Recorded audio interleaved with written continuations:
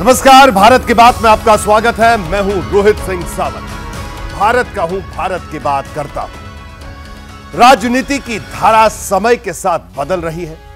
अब नेता जनता के सामने अपनी बात को सही साबित करने के लिए सिर्फ शब्दों का सहारा नहीं लेते, पब्लिक की अदालत में बाकायदा ऐसे सबूत पेश किए जाते हैं जिससे उनकी बात सही साबित हो। आज यूपी में एनकाउंटर पर जारी राजनीतिक महाभारत के बीच कुछ ऐसा ही हुआ। एक तरफ अखिलेश यादव ने प्रेस कॉन्फ्रेंस कर सुल्तानपुर एनकाउंटर को फर्जी बताया, तो यूपी पुलिस ने बाकायदा कुछ वीडियो जारी कर अपने एक्शन को पूरी तरह से सही करार दिया। सीएम योगी आदित्यनाथ ने 2 दिन पहले ही कहा था कि बिना फुटेज के अपराधी गलती कबूल नहीं करते। आज चुनावी राज्य हरियाणा की सियासत की उस बड़ी खबर को भी दिखाऊंगा जिसमें आंसू है, भावुकता है और पार्टी के लिए समर्पण की नई मिसाल है। पूछा जा रहा है कि आखिर हरियाणा में बीजेपी के राम क्यों रो पड़े। साथ ही बात होगी राज्य में आईएनएलडी और एचएलपी के नए सियासी गठबंधन की। आपको बताएंगे कि आखिर इसने किसकी टेंशन बढ़ा दी है, यानी अभय चौटाला के साथ गोपाल कांडा का आना क्या फर्क लाता है। लेकिन भारत की बात में शुरुआत उत्तर प्रदेश में आज फिर छिड़े जुबानी संग्राम से। एक तरफ अखिलेश यादव थे तो दूसरी तरफ थे मुख्यमंत्री योगी आदित्यनाथ। अखिलेश सुल्तानपुर एनकाउंटर को लेकर हमलावर थे तो मुख्यमंत्री योगी विपक्ष पर तीखे तीर दाग रहे थे। साफ तौर पर निशाना अखिलेश यादव की तरफ था।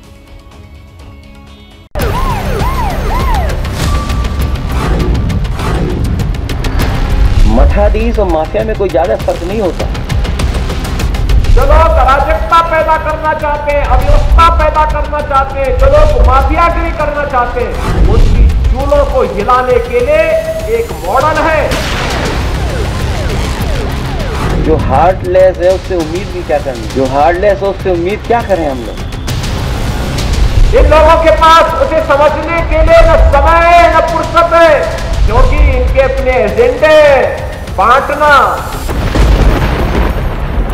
उत्तर प्रदेश में मुख्यमंत्री योगी आदित्यनाथ और समाजवादी पार्टी के मुखिया अखिलेश यादव के बीच जुबानी संग्राम का ये नया अध्याय है। सीएम योगी की जुबान पर कानून व्यवस्था का जिक्र है तो अखिलेश यादव की जुबान पर न्याय है। मुख्यमंत्री का सब कुछ खत्म हो गया, वो गुस्से में घूम रहे हैं। अगर दिमाग होता तो चप्पल में एनकाउंटर नहीं करता।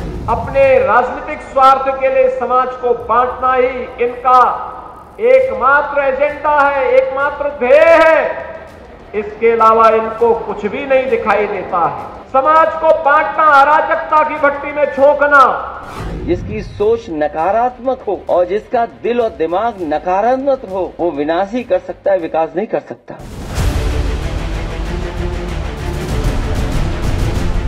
मुद्दा सुल्तानपुर एनकाउंटर का है जिस पर बीजेपी और समाजवादी पार्टी के बीच वार पलटवार का तूफानी दौर चल रहा है। सोशल मीडिया पर शब्द बाण के लंबे सिलसिले के बाद गुरुवार को अखिलेश कैमरे पर आए, लखनऊ के पार्टी दफ्तर में प्रेस कॉन्फ्रेंस की और योगी सरकार पर एनकाउंटर के नाम पर चुन चुन कर पीडीए समाज के लोगों की हत्या का आरोप लगा डाला।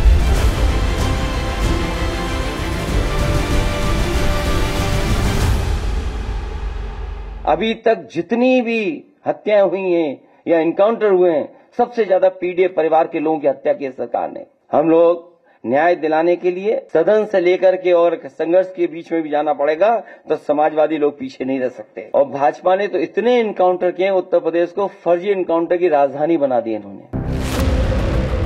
अखिलेश का आरोप है कि सुल्तानपुर में फर्जी एनकाउंटर के लिए जो कहानी गढ़ी गई उसकी पोल खुल चुकी है।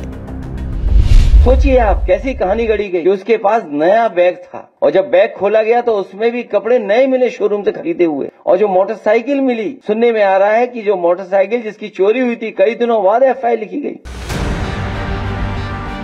एनकाउंटर को फर्जी बताने वाली अखिलेश यादव की थ्योरी को यूपी पुलिस के डीजीपी प्रशांत कुमार ने पूरी तरह से खारिज कर दिया। हमने पॉइंट करके भी बता दिया कि कौन आदमी कौन सा अपराधी है। इसके बाद से किसी तरह की कोई शक शुबा की गुंजाइश नहीं है। हम कोर्ट में इस चीजों को प्रूव करेंगे।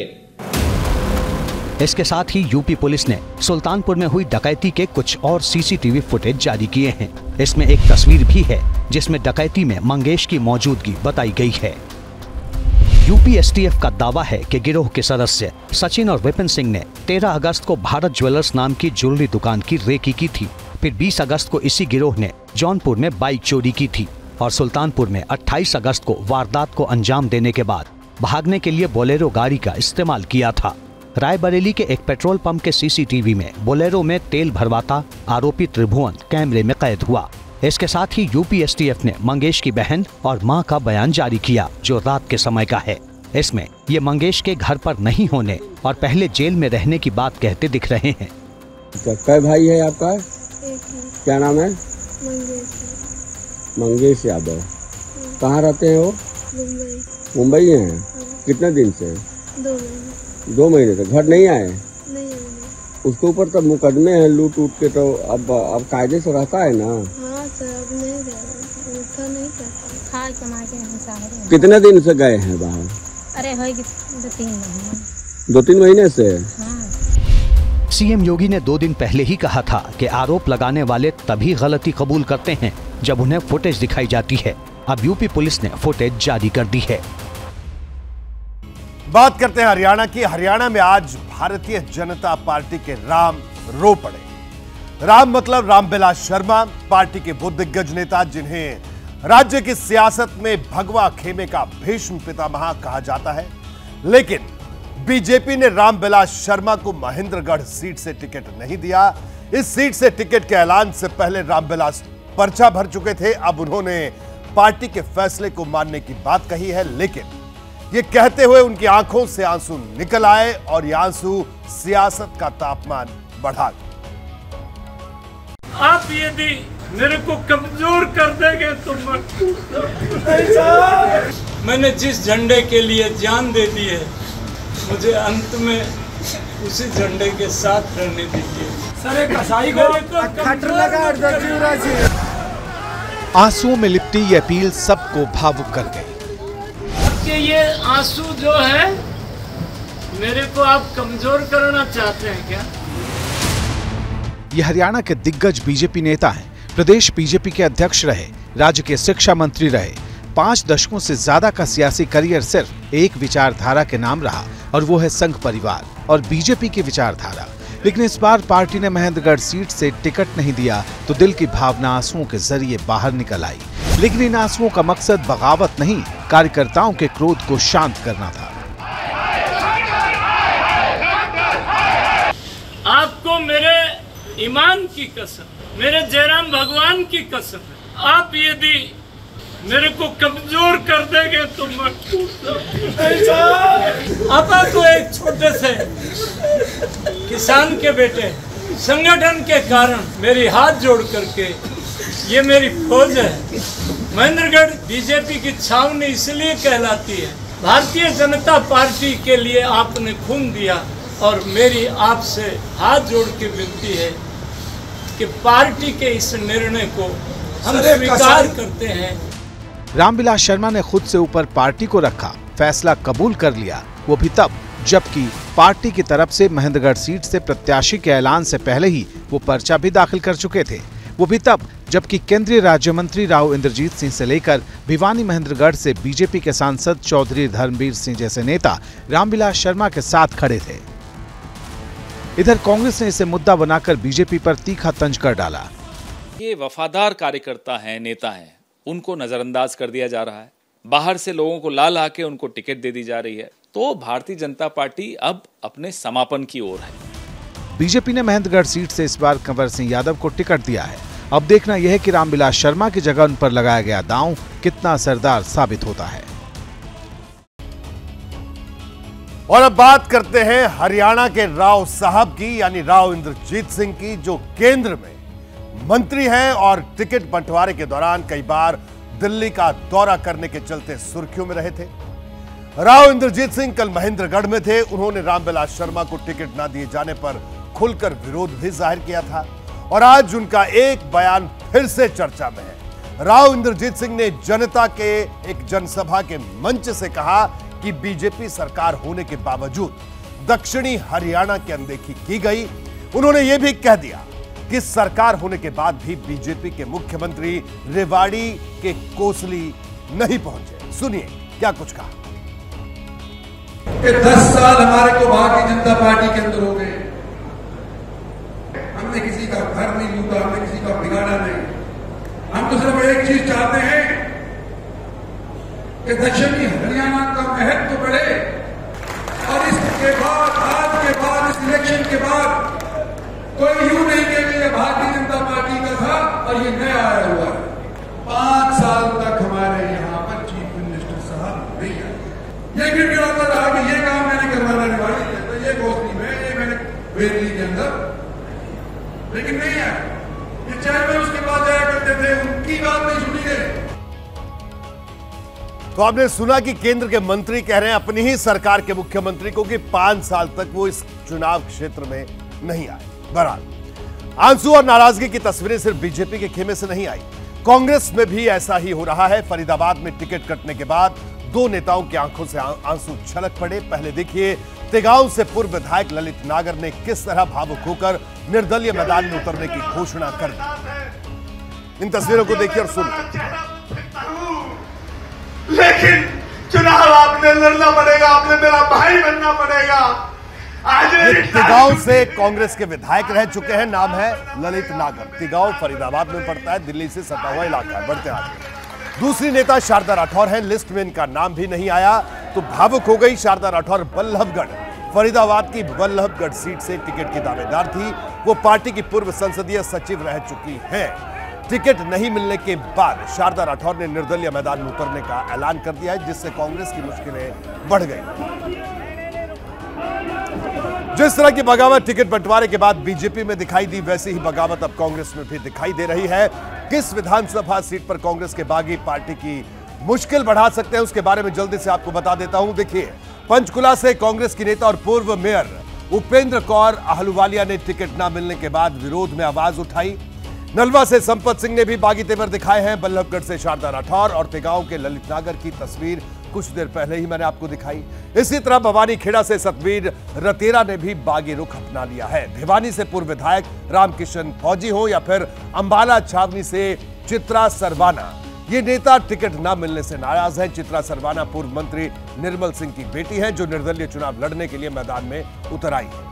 इसी तरह पानीपत शहरी सीट से पूर्व विधायक रोहिता रेवड़ी, पानीपत ग्रामीण से विजय जैन और जगाधरी से आदर्श पाल ने कांग्रेस का दामन छोड़ दिया है। आदर्श पाल तो आम आदमी पार्टी में शामिल हो गए और उन्हें वहां टिकट भी मिल गई। तो कुल मिलाकर ये 9 ऐसे विधायक हैं, यानी पूर्व विधायक या बड़े नेता कांग्रेस के, जिन्होंने कांग्रेस के लिए मुश्किल खड़ी कर दी है।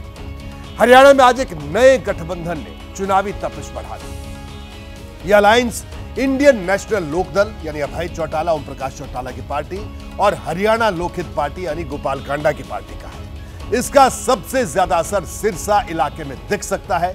इसकी वजह है बीजेपी और कांग्रेस दोनों की टेंशन इससे बढ़ गई। राज्य में आईएनएलडी ने बीएसपी से पहले ही गठबंधन करके रखा है।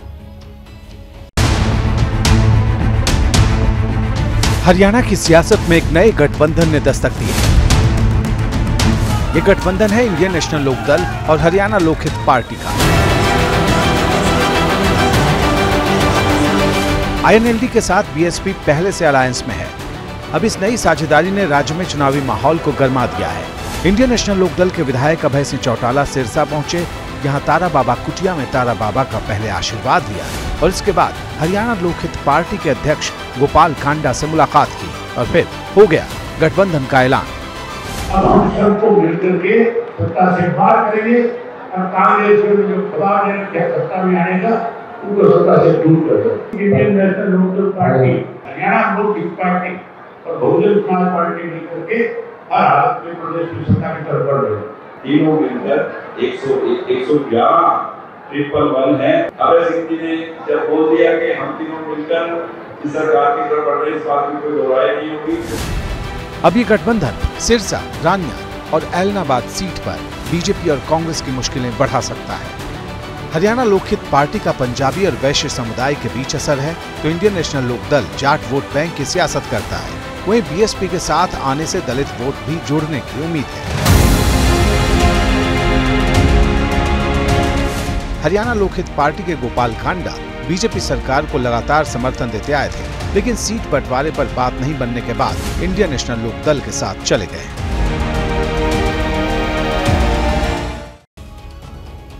और आइए एक दिलचस्प तस्वीर दिखाता हूं। सिरसा में आज पूरा चौटाला परिवार एक साथ दिखा। कैसे? देखिए कि एक दूसरे के धुर विरोधी, सियासी विरोधी सदस्य पारिवारिक परंपरा निभाते हुए दिखाई दिए। यहां रानिया सीट से राज्य के पूर्व कैबिनेट मंत्री रणजीत सिंह चौटाला ने नॉमिनेशन किया। वो निर्दलीय मैदान में उतरे। रणजीत चौटाला इंडियन नेशनल लोक दल के नेता ओम प्रकाश चौटाला के छोटे भाई हैं। दिलचस्प बात यह है कि रानिया सीट पर रणजीत चौटाला का मुकाबला इंडियन नेशनल लोक दल के अर्जुन चौटाला से है। अर्जुन ओम प्रकाश चौटाला के पोते और अभय चौटाला के बेटे हैं। भले ही मुकाबला आपस में है, लेकिन पूर्व मंत्री रणजीत सिंह चौटाला ने अपने बड़े भाई और हरियाणा के पूर्व सीएम ओम प्रकाश चौटाला के पैर छूकर आशीर्वाद लिया और उनके पूरे परिवार ने भी ओम प्रकाश चौटाला का आशीर्वाद लिया। एक वक्त था जब हरियाणा की सियासत में चौटाला परिवार की तूती बोलती थी, लेकिन वक्त बदला और हालात भी बदल गए। आज स्थिति यह है कि चौटाला परिवार हरियाणा की राजनीति में खोई हुई जमीन तलाश रहा है। इस विधानसभा चुनाव में क्या चौटाला परिवार कैसी सियासत कर रहा है, वो भी आपको जल्दी से दिखाता हूं। देखिए, अभय चौटाला इस बार बीएसपी और हरियाणा लोकहित पार्टी के साथ गठबंधन करके चुनाव लड़ रहे हैं, तो दुष्यंत चौटाला ने चंद्रशेखर आजाद की आजाद समाज पार्टी से गठबंधन कर लिया है। हरियाणा की राजनीति में जाट और दलित का कॉम्बिनेशन काफी अहम माना जाता है। ऐसे में दोनों गठबंधन इस चुनाव में खेल पलटने की पूरी उम्मीद जाहिर कर रहे हैं। वहीं रणजीत चौटाला एक बार फिर निर्दलीय मैदान में है और सिरसा की रानिया सीट से जीत की हुंकार भर रहे हैं। ये यागी तूफान का ही असर है, जिसके बाद यूपी के झांसी से लेकर मध्य प्रदेश के दमोह तक बादल बेरहम होकर बरस रहे हैं। देश के कई राज्यों में 11 से 14 सितंबर के बीच तेज से बहुत तेज बारिश की चेतावनी जारी की गई है। दिल्ली एनसीआर समेत हरियाणा से लेकर पश्चिमी यूपी और उत्तराखंड से लेकर मध्य प्रदेश और राजस्थान तक यागी तूफान का असर दिखाई देने लगा है।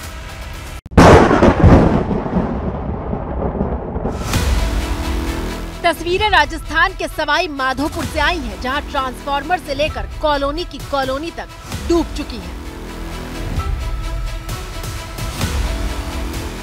लोग घर की छतों पर मौजूद हैं और नीचे पानी की रफ्तार देखिए, जो नदी की तरह बह रही है।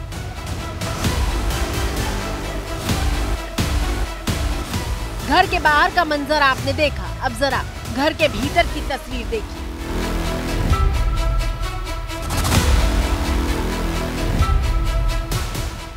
राजस्थान के सवाई माधोपुर में हालात इतने खराब हो गए कि लोगों के घर से निकलने का हर रास्ता बंद हो गया और फिर बचाव के लिए जेसीबी मशीनें मौके पर पहुंची।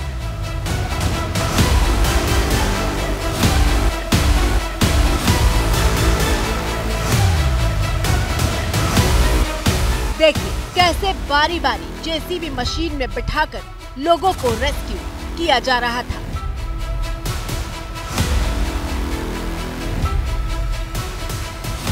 पिछले 13 साल में सवाई माधोपुर ने कभी बारिश का ऐसा कहर नहीं देखा था। कोई मोहल्ला, कोई सड़क ऐसी नहीं थी जिस पर बारिश के बाद पानी का कब्जा नहीं था।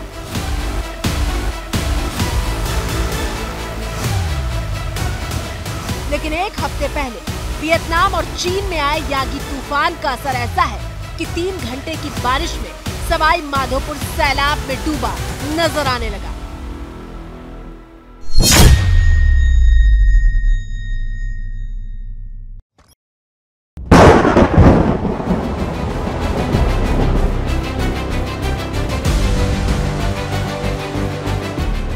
दूसरी तस्वीर, 2 बाइक सवार सैलाब में बह रही अपनी बाइक को बचाने के लिए पानी के साथ संघर्ष करते हुए दिखाई दे रहे हैं। हर सेकंड के साथ बाइक हाथ से छूटती हुई दिखाई देती है और करीब 15 सेकंड बाद जब बाइक बह जाती है तो अपनी मोटरसाइकिल को बचाने के लिए ये 2 युवक उफनते नाले में छलांग लगा देते हैं।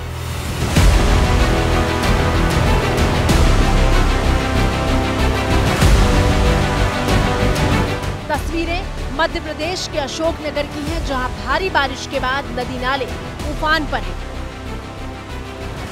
रास्ते पर नाले के पानी को पार करते हुए बाइक सवार पहले गिर जाते हैं और फिर उनकी बाइक पानी में बहने लगती है। छलांग लगाने वाले दोनों युवक तैरना जानते थे, इसलिए उनकी जान बच गई।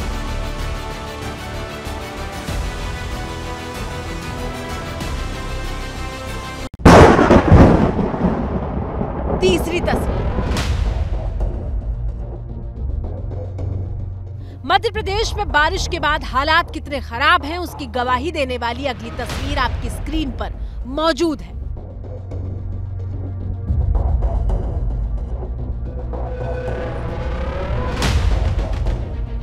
ड्रोन से ली गई इन तस्वीरों में शायद आपको अभी पानी नहीं दिख रहा होगा, लेकिन ये तस्वीर उस टापू की है जिस पर पिछले 48 घंटे से 2 किसान फंसे हुए थे।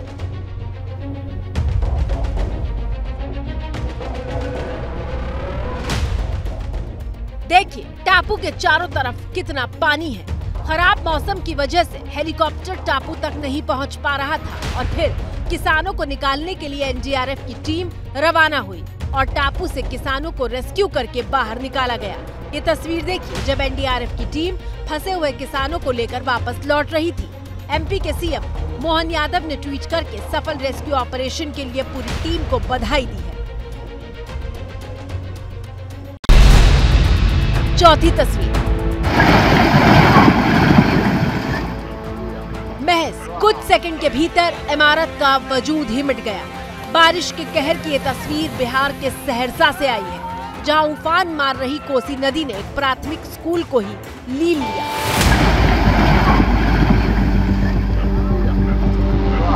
प्राथमिक स्कूल की ये इमारत साल 1950 में बनी थी, लेकिन इस बार नदी में आई बाढ़ ने इमारत की एक ईंट तक नहीं छोड़ी। लोगों का आरोप है कि स्कूल की कमजोर इमारत की जानकारी देने के बावजूद कोई कदम नहीं उठाए गए। 1-1.5 महीना से बचा हुआ था। 1-1.5 महीना अगर कोई देखने के लिए देखने वाला आता तो बच जाता। 1.5 महीना से स्कूल कम से कम 2 जरीब पीछे था। कोई आ जाता नहीं यहाँ पर देखता तो सही रहा। भारी बारिश के अलर्ट की चेतावनी ऐसी थी कि उत्तर प्रदेश के कन्नौज से लेकर फिरोजाबाद तक 12 सितंबर यानी आज नर्सरी से लेकर 12वीं कक्षा तक सभी स्कूल और कॉलेज बंद किए गए। एमपी में लगातार हो रही तेज बारिश के बाद सीएम मोहन यादव ने बैठक बुलाई और सभी अधिकारियों की छुट्टियां रद्द करने के आदेश दिए हैं। राजस्थान में 45 घंटों से लगातार मूसलाधार बारिश हो रही है। दिल्ली एनसीआर में 3 दिन तक बारिश का येलो अलर्ट जारी किया गया है। और आपको यह भी बता दें कि 10 सितंबर को ही दिल्ली में 913 mm यानी सामान्य से 56% ज्यादा बारिश हो चुकी थी और एक बार फिर भारी बारिश का दौर शुरू हो गया। 5वीं तस्वीर। आफत की बारिश लोगों पर किस कदर कहर बनकर टूट रही है उसकी तस्वीर देखिए। बाढ़ के पानी के बीच अचानक एक शख्स भारी भरकम बाइक को सिर पर उठाकर उफनते नाले को पार करने लगा। इस दौरान पानी उसकी कमर तक पहुंच चुका था।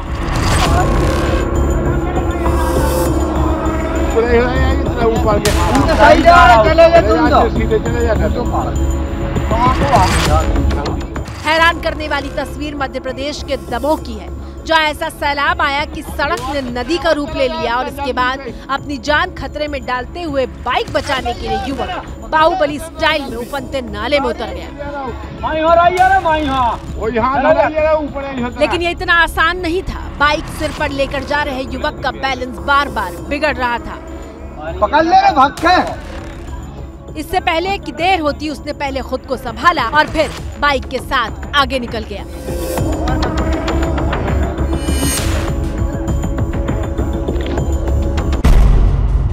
छठी तस्वीर। वियतनाम में आए यागी तूफान की आहट मध्य प्रदेश के दमोह तक कैसे दिखाई दे रही है उसकी बानगी देखिए। तस्वीरें एमपी के दमोह की हैं, जहां रात के अंधेरे में बारिश आफत बनकर बरसी। आ रही है। यहाँ इतनी जोरदार बारिश हुई कि सड़क पर पानी उफान मारने लगा और बिजली की आवाज दहशत में डालने लगी। हालात ऐसे बन गए कि लोगों के घरों के अंदर कई फीट तक पानी भर गया। चारपाई, बर्तन, सोफा सब घर के भीतर ही पानी में गोते लगा रहे थे।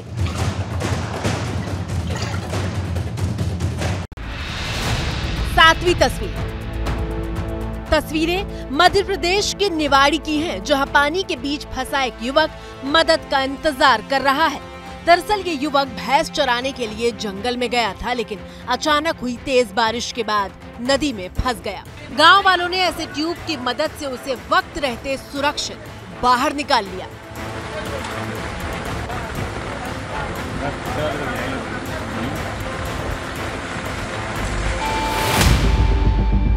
आठवीं तस्वीर। भारी बारिश के बाद बाढ़ का पानी रिहायशी इलाकों में घुस चुका है और हालात बद से बदतर हो गए।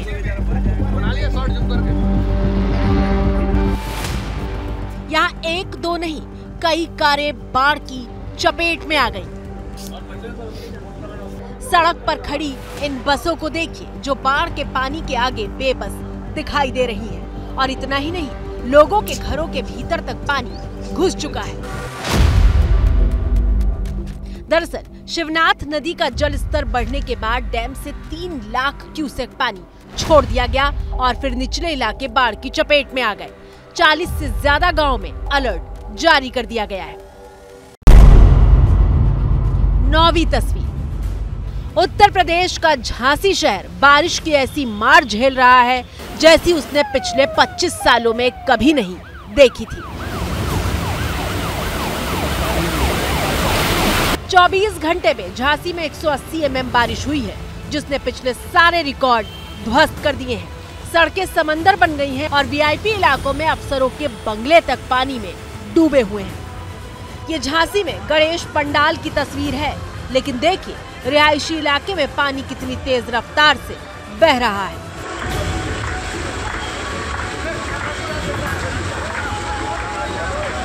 झांसी जो बारिश के लिए तरसता है, लेकिन एक ही दिन में पूरे मॉनसून सीजन का 25% पानी बरस गया है। बहरहाल भारत की बात में आज इतना ही, मुझे दीजिए इजाजत।